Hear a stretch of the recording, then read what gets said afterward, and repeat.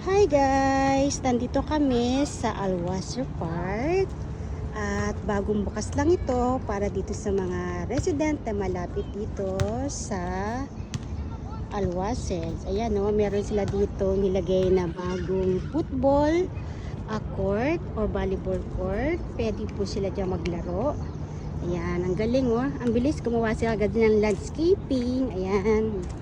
Meron din po dito na pwede kang mag-badminton. So, sa mga athletic dyan, pwede ka rin mag-walking. Ayan. Ito yung bicycle and walking area. Tingnan nyo, oh. Ito yung mga damo lang nakikita natin sa ating mga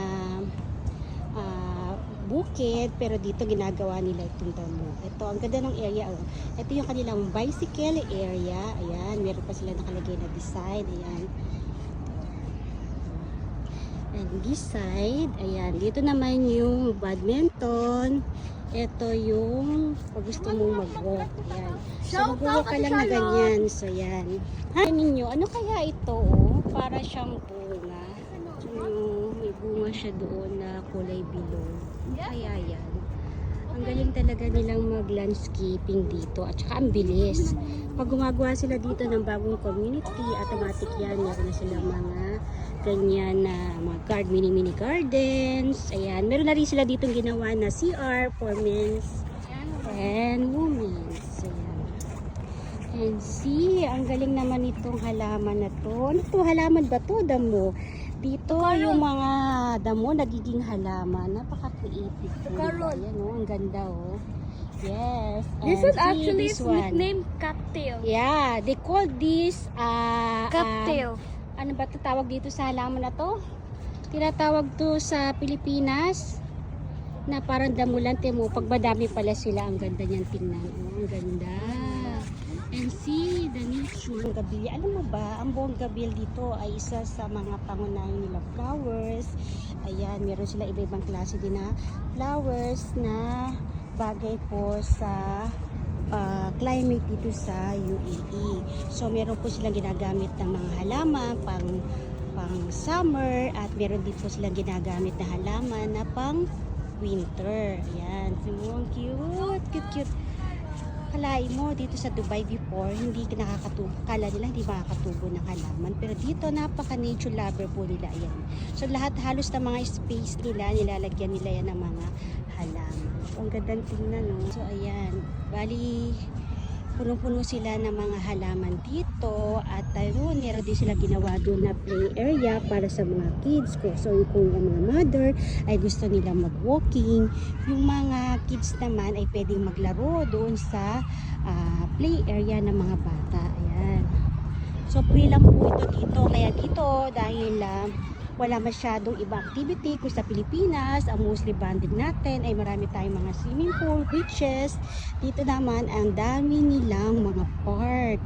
Mostly park sila nag-i-invest kasi dahil nga yung maraming family na nag-open sila ng mga park para doon makapag-banding yung mga family, makapag-picnic, makapag-barbecue. Ayan o, yung mga bata naglalaro sila. So enjoy. So napakaswerte na mga nandito yung family kasi na i-enjoy nila yung mga ganitong play area. Sa atin, kailangan pa natin na bumili ng o magbayad sa isang mga theme park para tayo magkaroon ng para makapaglaro yung mga anak natin o makapag bonding yung family. Dito mostly libre, ang babayaran mo na lang yung facility area o kung meron man kaya can afford po yung budget sa entrance. Ayan. So ang ganda talaga. So ayan, so ang daming pwede magpaglaruan ng mga bata. Ayan. So ang swerte ng mga malalapit na resident dito. Tabi kami, medyo malapit kami dito. Pero kung ito ay nearby, pwedeng mag-walking, tambay lang kayo dito ng family o yung mga bata, very safe. Kasi malayo siya sa road at talagang parang walking area. Yan, pwede magtaro yung mga bata. At yung meron din dito skating. Ayan, no? Pwede sila dyan magdala nila yung mga bicycle nila. Pwede sila tumakbo-takbo dyan. Ayan, no? So, yun, nag-enjoy sila. Ayan, so punta naman tayo dito sa kabilang side. So, first time namin makapasok dito, kaya sabay ko kayong itutour dito sa bagong park dito sa Alwasen. Ayan. So, ang dami na rin palang mga family dito. So, marami na rin ang mga nakadiscover itong park na ito. Ayan. Gandang area. Napaka-nature. Ayun. So, yung iba, ayun o.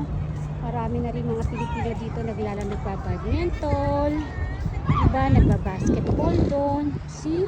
Ang ganda. At saka maganda pa yung panahon. Malamig pa. Kaya masarap pa mag-walking, magtukot-tukot. So, kami, habang medyo okay pa, ay sige, lakad-lakad pa. Pwede pa. So, ikot tayo doon sa kabilang side para makita natin pa yung iba pa.